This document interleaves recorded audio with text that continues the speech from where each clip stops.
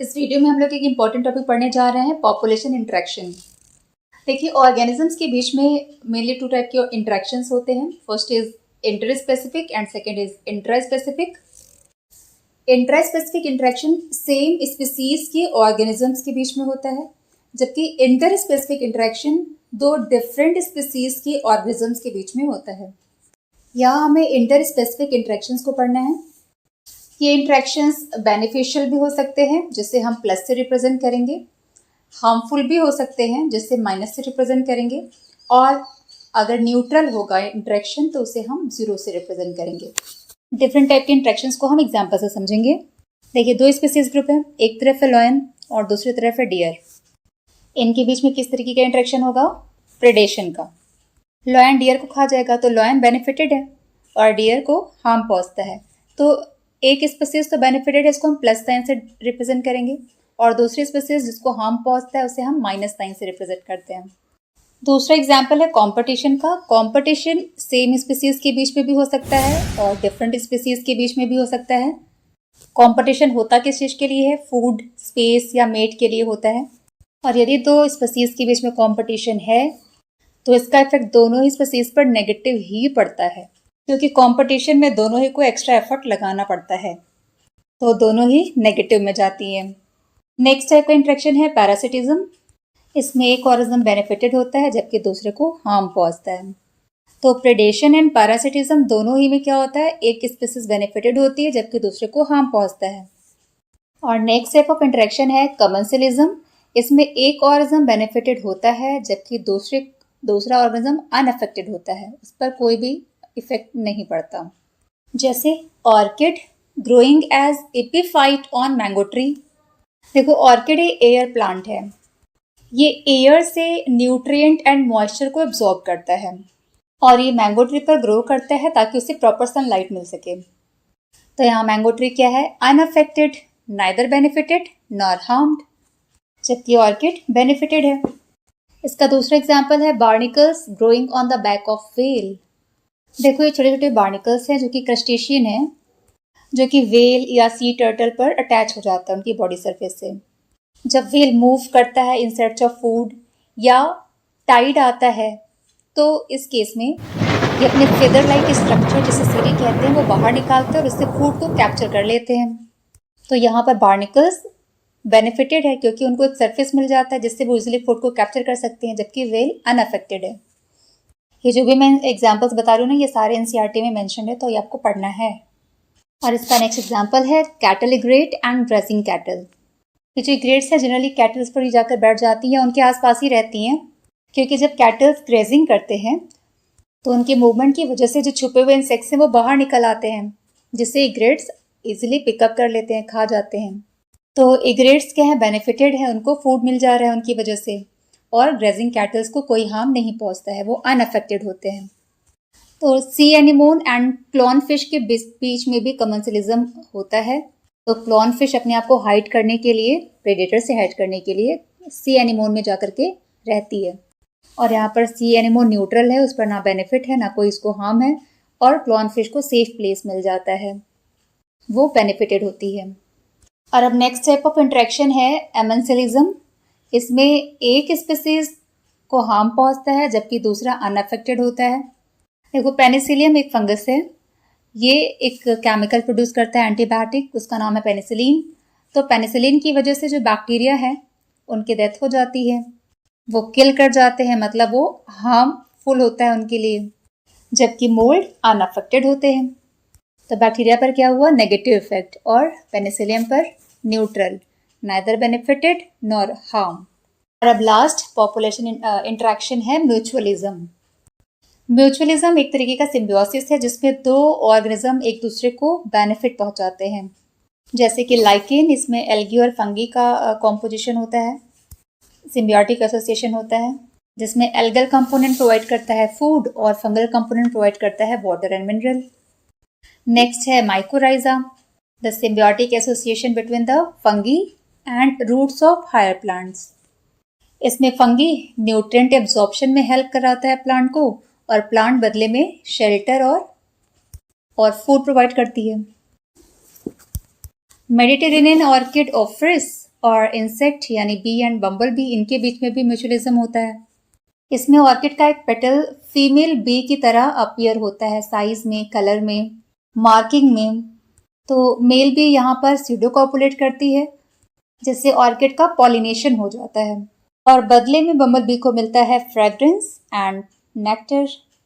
और fig tree and wasp के बीच में भी म्यूचुअलिज्म होता है। यहाँ वेस्प पॉलिनेशन में हेल्प करती है, जबकि फिग ट्री वेस्प को एग ले करने के लिए सेफ प्लेस प्रोवाइड करता है। तो अब आपने सारी पॉपुलेशन इंट्रैक्शन को समझ लिए हैं, तो अब एक बार जल्दी से रिकॉल करते हैं।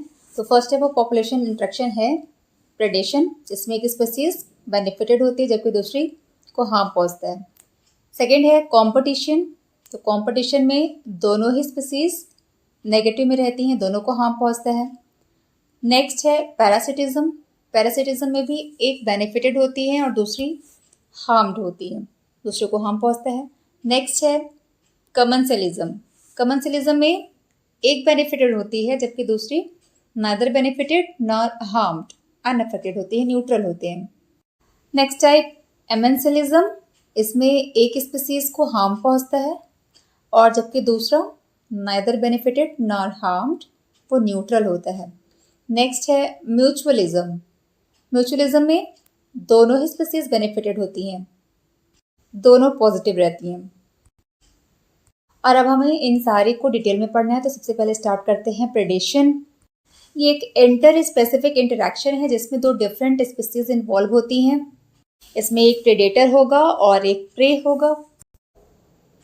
प्रेडेशन टर्म का यूज केवल एनिमल के लिए ही नहीं होता, इसमें प्लांट्स और एनिमल्स दोनों के लिए भी इसका यूज करते हैं। जैसे कि हार्बिवोरस एनिमल प्लांट्स को खाते हैं, तो यहाँ हार्बिवोरस प्रेडेटर है और प्लांट्स प्रे है। और जब एक हार्निवोरस को खाता है तो इस केस में कार्निवोरस एनिमल प्रेडेटर हो जाता है और हार्बिवोरस प्रे। तो एक तरीके से ये फूड चेन का फॉर्मेशन हो जाता है। तो प्रेडेशन एनर्जी ट्रांसफर में हेल्प करता है।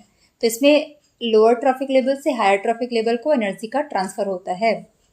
बच्चों देखो, जब कोई एक्सोटिक स्पीसीज किसी एरिया में इन्वेट करता है तो ये इन्वेसिव हो जाता है, यानी कि फास्ट ग्रोथ करता है, फास्ट स्प्रेड करता है। क्यों? ऐसा इसलिए क्योंकि नए एरिया में उसका कोई नेचुरल प्रेडेटर नहीं होता। इसका एग्जांपल देखो, 1920 में प्रिकली पेयर कैक्टस को ऑस्ट्रेलिया में इंट्रोड्यूस किया गया and it created havoc by spreading rapidly into millions of hectares. और फिर इसे कंट्रोल करने के लिए इसका नेचुरल प्रेडेटर मोथ को इंट्रोड्यूस करना पड़ा था। तो प्रेडेटर अपने प्रे पॉपुलेशन को कंट्रोल में रखता है। तो प्रेडेशन का दूसरा रोल है कि ये प्रे डाइवर्सिटी को भी मेंटेन रखता है by reducing the intensity of competition among competing prey species. तो यदि प्रे स्पीसीज की पॉपुलेशन बहुत ज़्यादा हो गई तो वो सेम रिसोर्सेज के लिए, फूड के लिए ही आपस में कंपटीशन करके मर जाएंगी। इसका एग्जाम्पल देखिए, अमेरिकन पैसिफिक कोस्ट के रॉकी इंटरटाइडल कम्युनिटी में स्टारफिश पिसेस्टर एक इम्पॉर्टेंट प्रेडेटर है। और एक फील्ड एक्सपेरिमेंट में देखा गया, जब एक इनक्लोज इंटरटाइडल एरिया में से सारे स्टारफिश को हटा दिया गया तो एक साल के अंदर more than 10 species of invertebrate extinct हो गई because of inter specific competition. अच्छा देखो, जब प्रेडेटर टू एफिशिएंट होता है और अपने प्रे का वो ओवर एक्सप्लॉइट करता है, तब प्रे और प्रेडेटर दोनों ही एक्सटिंक्ट हो सकते हैं। प्रेडेटर ने प्रे को खाना शुरू किया और उसका ओवर एक्सप्लॉइट कर दिया, तो अब क्या होगा? प्रे खत्म तो प्रेडेटर खाएगा क्या? तो प्रेडेटर भी धीरे धीरे एक्सटिंक्ट हो जाएगा। और इसीलिए नेचर में जो भी प्रेडेटर है ना, वो प्रूडेंट है, समझदार हैं। वो अपने प्रे का ओवर एक्सप्लॉइट नहीं करते क्योंकि उनको पता है कि उसके बाद तो वो भी नहीं बचेंगे। चलो अच्छा, जल्दी से बताओ रोल ऑफ प्रेडेशन। क्या पढ़ा अभी आपने? Predation keep pray population under control. इसका एग्जाम्पल आपने देखा था प्रिकली पेयर कैक्टस का। दूसरा रोल बताओ। It maintain species diversity. इसका एग्जाम्पल क्या पढ़ा था? स्टारफिश स्पाइसेस्टर अपने प्रे पॉपुलेशन को कंट्रोल में रखती है। और predation act as conduits for energy transfer across trophic levels. Conduit मतलब चैनल, तो प्रेडेशन में एक चैनल की तरह ये काम करता है जिसमें energy flow lower trophic to higher trophic को ट्रांसफर होती है। और अब प्रे में कुछ डिफेंस मैकेनिज्म भी पाई जाती है जिससे वो खुद को प्रोटेक्ट कर सके प्रेडेटर से। देख लेते हैं कौन कौन सी। Some species of insects and frogs are cryptically coloured, यानी कैमोफ्लेज्ड। मीन्स कुछ इंसेक्ट्स एंड फ्रॉग का कलर एंड शेप ऐसा होता है कि वो आसानी से अपने बैकग्राउंड से मैच कर सकती हैं और खुद को प्रेडेटर से बचा सकती हैं क्योंकि प्रेडेटर उन्हें डिटेक्ट ही नहीं कर पाता। सेकेंड मैकेनिज्म देखो, मोनार्क बटरफ्लाई। ये अपने प्रेडेटर के लिए हाईली डिस्टेस्टफुल होती है क्योंकि इसके अंदर कुछ स्पेशल केमिकल पाया जाता है और इसमें ये केमिकल इसके लार्वल स्टेज में डेवलप करता है क्योंकि इसका जो लार्वा है कैटरपिलर वो पॉइजनस वीड को खाती है, तो उस पॉइजनस वीड से केमिकल इसकी बॉडी में जाता है और इसी वजह से ये डिस्टेस्टफुल होती है अपने प्रेडेटर यानी बर्ड्स के लिए। अब देखो प्लांट्स के अंदर कैसा डिफेंस मैकेनिज्म होता है। देखो लगभग 25% ऑफ इंसेक्ट्स आर फाइटोफैगस, यानी कि वो प्लांट सैप को फीड करती हैं और अदर प्लांट पार्ट को खाती हैं। और प्लांट के लिए तो ये प्रॉब्लम ज़्यादा ही सीवियर है क्योंकि प्लांट्स तो एनिमल की तरह भाग भी नहीं सकती ना, और इसलिए प्लांट्स में astonishing variety of morphological and chemical defence evolve हुआ। और मॉर्फोलॉजिकल मीन्स ऑफ डिफेंस में मोस्ट कॉमन है थॉर्न। अकेसिया यानी बबूल एंड कैक्टस में थॉर्न या स्पाइन का फॉर्मेशन होता है जिससे कि वो प्रेडेटर उन्हें ना खा सके और वो खुद को प्रोटेक्ट कर रख सके। और बहुत से प्लांट ऐसे केमिकल प्रोड्यूस करते हैं जिससे यदि कोई एनिमल खा ले तो वो बीमार हो सकता है, उसका फीडिंग एंड डाइजेशन ख़त्म हो सकता है, ख़राब हो सकता है, उसका रिप्रोडक्शन कैपेबिलिटी भी ख़त्म हो सकती है और यहाँ तक कि उसकी डेथ भी हो सकती है। जैसे कि कैलेट्रोपीज यानी मदार, ये plant highly poisonous cardiac glycoside produce करती हैं। इसलिए आपने कभी भी ऐसा नहीं देखा होगा कि कोई भी कैटल या गोट इसे खाता हो इस प्लांट को। बहुत सारे केमिकल्स जो कि कॉमर्शियल स्केल पर प्लांट से एक्सट्रैक्ट किए जाते हैं जैसे कि निकोटीन, कैफीन, क्विनीन, स्ट्राइकनीन, ओपियम, ये सारे जो केमिकल्स हैं वो एक्चुअली में ग्राजिंग एंड ब्राउजर्स एनिमल से खुद को बचाने के लिए प्लांट प्रोड्यूस करते हैं। तो अब नेक्स्ट इंटरेक्शन है कंपटीशन। देखिए जब डार्विन ने struggle for existence and survival of fittest का कॉन्सेप्ट दिया था तब वो इस बात से बिल्कुल कन्विंस्ड थे that interspecific competition is the potent force in organic evolution. देखिए जनरली ये बिलीव किया जाता है कि जो कंपटीशन है वो क्लोजली रिलेटेड स्पीसीज के बीच में होता है for the same resources that are limited, लेकिन ये हमेशा सही नहीं होता क्योंकि टोटली अनरिलेटेड स्पीसीज के बीच में भी कंपटीशन देखा गया है for the same food resources. जैसे साउथ अमेरिका की कुछ शैलो लेक में आने वाली फ्लेमिंगोज यानी विजिटिंग फ्लेमिंगोज और वहाँ के रेजिडेंट फिश के बीच में कंपटीशन देखने को मिला है for the common food that is जूप्लैंक्टन। तो ये क्लियर है कि अनरिलेटेड स्पीसीज के बीच में भी कंपटीशन होता है। और दूसरी बात, रिसोर्स लिमिटेड होने की वजह से ही कंपटीशन हो ऐसा ज़रूरी नहीं है। इंटरफेरेंस कंपटीशन में क्या होता है कि एक स्पीसीज की फीडिंग एफिशिएंसी रिड्यूस हो जाती है due to interfering and inhibitory presence of other species, चाहे भले ही रिसोर्सेज अबंडेंस में हो। तो इसका मतलब कंपटीशन का बेस्ट डेफिनेशन क्या हो सकता है कि कंपटीशन एक ऐसा प्रोसेस है जिसमें एक स्पीसीज की फिटनेस यानी कि आर वैल्यू दूसरी स्पीसीज की फिटनेस आर वैल्यू से सिग्निफिकेंटली कम होती है। A process in which fitness of one species measured in terms of its R, that is intrinsic rate of increase, is significantly lower in the presence of another species. तो अब Gauss competition exclusion principle क्या है देखिए। तो Gauss ने अपने experiment से देखा कि जब रिसोर्सेज लिमिटेड होते हैं तो comparatively superior species inferior species या अदर स्पीसीज को एलिमिनेट करने लग जाती हैं। इसका एग्जांपल देखिए, एबिंगटन टोरटोइस जो कि गैलापागोस आइलैंड पर पाई जाती थी, और जब वहाँ पर गोट को इंट्रोड्यूस किया गया, यानी कि जब ह्यूमन गए वहाँ तो अपने साथ गोट भी ले गए, तो गोट की वजह से within a decade Abingdon tortoise extinct हो जाती हैं, apparently due to greater browsing efficiency of the goat. Goat की ब्राउजिंग एफिशिएंसी काफ़ी ज़्यादा थी, जिसकी वजह से एबिंगटन टोरटोइस को प्रॉपर फूड नहीं मिल पाता था, और जिसकी वजह से within a decade Abingdon tortoise extinct हो जाता है। कॉर्नेल्स एलिगेंट फील्ड एक्सपेरिमेंट में देखा गया, on the rocky sea coast of Scotland जो larger and comparatively superior barnacles थे, बैलेनस, वो इंटरटाइडल एरिया में डोमिनेटिंग थे, और ये स्मॉलर बार्निकल्स कैथेमैलस को उस जोन से ही एक्सक्लूड कर देता है। हाँ, लेकिन कॉम्पिटिटिव रिलीज भी होता है, यानी कि यदि कोई सुपीरियर स्पीसीज की प्रेजेंस की वजह से एक स्पीसीज का डिस्ट्रीब्यूशन एक स्मॉल ज्योग्राफिकल एरिया में ही रिस्ट्रिक्टेड है, और एक्सपेरिमेंट में ऐसा देखा गया है कि उस कॉम्पिटिंग स्पीसीज को यदि हम वहाँ से हटा दें तो वो स्पीसीज जो रिस्ट्रिक्टेड एरिया में रह रहा था वो अपने डिस्ट्रीब्यूशनल रेंज को एक्सपेंड करता है। ठीक है, तो फिर गॉस कॉम्पिटिटिव एक्सक्लूजन प्रिंसिपल क्या है?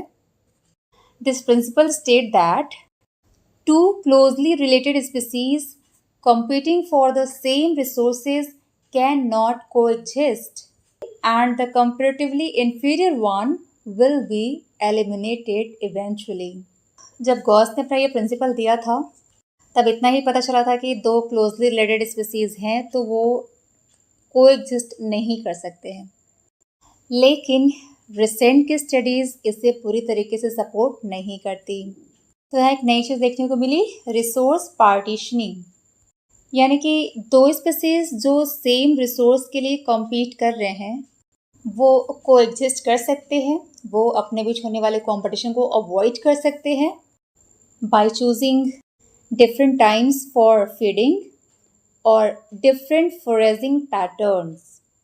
तो दो स्पीसीज के बीच में कंपटीशन को अवॉइड करने के लिए उनके अंदर कुछ मैकेनिज्म इवॉल्व हुए, जैसे कि उनका फीडिंग टाइम अलग अलग हो, या उनका जो फोरेजिंग पैटर्न है, शिकार करने का तरीका, वो अलग अलग हो, तो वो आपस में कोएग्जिस्ट कर सकते हैं। मैकआर्थर ने ये शो किया कि वार्बलर जो कि एक बर्ड है, इसकी 5 closely related species same tree पर रहती हैं, वो कोएग्जिस्ट करती हैं due to behavioural differences in their foraging activities. तो कंपटीशन में आपने क्या क्या टॉपिक्स देखे? पहला तो अनरिलेटेड स्पीसीज के बीच में भी कंपटीशन होता है, जिसमें आपने एग्जांपल क्या देखा था, visiting flamingos and resident fish के बीच में कंपटीशन फॉर द जूप्लैंक्टॉन्स। फिर आपने देखा इंटरफेरेंस कंपटीशन, जिसमें रिसोर्स अनलिमिटेड हो, अबंडेंट हो, फिर भी दो स्पीसीज के बीच में कंपटीशन हो सकता है। और फिर आपने गॉस का एक्सपेरिमेंट देखा कि सुपीरियर स्पीसीज की प्रेजेंस की वजह से जो इन्फीरियर वन होता है वो एलिमिनेट हो जाता है। गैलापागो आइलैंड पर जब गोट को इंट्रोड्यूस किया गया तो वहाँ से जो एबिंगटन टोरटोइस थी विद इन अ डेकेड वो एक्सटिंक्ट हो जाती हैं। फिर कॉर्नेल्स एलिगेंट फील्ड एक्सपेरिमेंट देखा, जहाँ स्कॉटलैंड की रॉकी सी कोस्ट में जो सुपीरियर बार्निकल थी बैलेनस, वो इन्फीरियर बार्निकल कैथेमैलस को एक्सक्लूड कर देता है। और फिर देखा कॉम्पिटिशन रिलीज, जिसमें यदि हम कॉम्पिटिंग स्पीसीज को एलिमिनेट कर दे, वहाँ से रिमूव कर दे, तो वो स्पीसीज जिसका डिस्ट्रीब्यूशन रेंज रेस्ट्रिक्टेड था वो अपने रेंज को एक्सपेंड करना शुरू कर देती है। और फिर देखा Gause competition competitive exclusion principle, it state that two closely related species competing for the same resources can not coexist and competitively inferior one will be eliminated eventually. और फिर देखा कि जो रिसेंट स्टडी है वो इसे फुल्ली सपोर्ट नहीं करती है, क्योंकि क्या सिचुएशन आती है रिसोर्स पार्टीशनिंग की, जिसमें different feeding time and different foraging pattern की वजह से रिलेटेड स्पीसीज भी कोएग्जिस्ट कर सकती हैं। और यही मैकअर्थर ने शो किया कि वार्बलर्स की 5 क्लोजली रिलेटेड स्पीसीज एक ही ट्री पर रहती हैं, साथ में कोएग्जिस्ट करती हैं। क्यों? क्योंकि उनका जो फोरेजिंग एक्टिविटी है वो पैटर्न अलग है। नेक्स्ट टाइप ऑफ इंटरेक्शन है पैरासिटिज्म। ये इंटर स्पेसिफिक होता है, 2 स्पीसीज के बीच में होता है। ये इसमें एक स्पीसीज पैरासाइट होती है और दूसरी स्पीसीज जिसके ऊपर ये डिपेंडेंट होता है that is called host, and in this process one organism is benefited while the other is being harmed। तो पैरासाइट्स में कुछ एडेप्टेशंस पाए जाते हैं, देख ले वो क्या है। जो पैरासाइट होते हैं ये होस्ट स्पेसिफिक होते हैं और इसलिए ये को इवॉल्व होते हैं, यानी यदि कोई होस्ट एक्सटिंक्ट हो जाता है तो उसका पैरासाइट भी एक्सटिंक्ट हो जाएगा। और यदि होस्ट में कोई स्पेशल मैकेनिज्म इवॉल्व होता है तो उसके पैरासाइट में भी ऐसे कुछ मैकेनिज्म इवॉल्व होंगे ताकि वो इसे काउंटरएक्ट कर सके। पैरासाइट में कुछ एडेसिव ऑर्गन्स पाए जाते हैं जिससे कि वो होस्ट को क्लिंग कर सके, जैसे कि सकर्स, लीवर फ्लूक, टीनिया सोले में पाया जाता है। पैरासाइट्स की रिप्रोडक्टिव कैपेसिटी हाई होती है, जैसे कि वो इजीली अपने नंबर्स को इंक्रीज कर सकते हैं, जैसे कि प्लाज्मोडियम, ये ह्यूमन बॉडी में जाने के बाद मल्टीपल फिजन करके नंबर्स को इंक्रीज करता जाता है। अगर कोई प्लांट पैरासाइट है तो उसमें क्लोरोफिल नहीं होता है, लीव्स नहीं होती है, जैसे कि कसकटा की लीव्स में क्लोरोफिल नहीं होता, इसलिए फोटोसिंथेसिस नहीं कर सकते और न्यूट्रिशन के लिए ये होस्ट प्लांट पर डिपेंडेंट होते हैं। जनरली पैरासाइट एनिमल्स में इनकम्प्लीट डाइजेस्टिव सिस्टम पाया जाता है क्योंकि वो डाइजेस्टेड फूड को ही एब्जॉर्ब करते हैं। कुछ पैरासाइट्स के डाइजेनेटिक होस्ट होते हैं, यानी कि 2 ऑर्गेनिज्म पर वो डिपेंडेंट होता है, जैसे कि मलेरिया पैरासाइट प्लाज्मोडियम, इसके 2 होस्ट हैं, ह्यूमन एंड मॉस्किटो। और लीवर फ्लूक, इसका भी 2 होस्ट है, स्नेल एंड फिश। पैरासाइट की भी 2 कैटेगरी होते हैं, एक तो ये एक्टोपैरासाइट, दूसरा एंडोपैरासाइट। तो जो पैरासाइट बॉडी सरफेस पर डेवलप करते हैं, होस्ट बॉडी के ऊपर पाए जाते हैं, उसे हम एक्टोपैरासाइट कहते हैं, जैसे कि lice on human, ticks on dog, cuscuta on his plant. और एंडोपैरासाइट ये बॉडी के अंदर पाए जाते हैं, जैसे कि टेपवर्म, लीवर फ्लूक, प्लाज्मोडियम। और इसमें एक इम्पॉर्टेंट टॉपिक है ब्रूड पैरासिटिज्म इन बर्ड्स।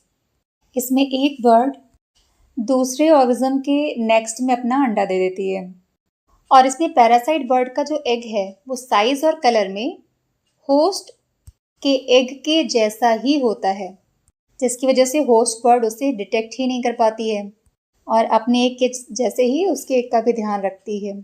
जैसे कि कुकू, कोयल, इसकी आवाज़ कितनी अच्छी होती है ना, लेकिन इसके काम उतने ही ख़राब है। कोयल जो है अपने एग को कौवे के नेक्स्ट में देती है और कौवा उसका ध्यान रखता है।